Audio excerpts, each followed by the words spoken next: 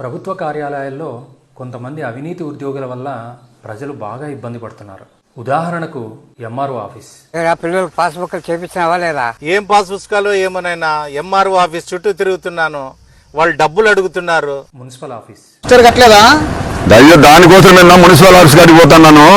Approval కోసం అడిగితే లంచాలు ఇమ్మంటున్నారు. Register office. భూములు కొనడం వద్దు, అమ్మడం వద్దు, రిజిస్ట్రేషన్ ఆఫీసులు లెక్కలు అడిగినట్ల యాడ అడగరాయా? ఈ బాధ ఎవరితో చెప్పుకోవాలా? Police station. ఆడళ్ళు కొట్లాడుకొని అనవసరంగా మా బావ పేరు ఇరికిచ్చినారు.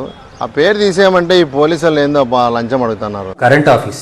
రోజులైందన్నా కరెంట్ ఆఫీస్ చుట్టూ తిరుగుతున్నా, దీని కనెక్షన్ ఇమ్మంటే ఇవ్వలేదు, లంచాలు అడుగుతున్నారు. ఎవరితో చెప్పుకోవాలో ఏమో తెలియలే, ఏం చేయాలో దిక్కు తెలియడం లేదు. ఎవరైనా ప్రభుత్వ అధికారులు మీకు లంచం అడిగినా లేదా అక్రమ ఆస్తులు సంపాదించారని మీ దృష్టికి వచ్చినా ఈ క్రింది నంబర్కు సమాచారం ఇవ్వండి. ఈ నంబరు అనంతపురం మరియు సత్యసాయి జిల్లాలకు మాత్రమే వర్తిస్తుంది.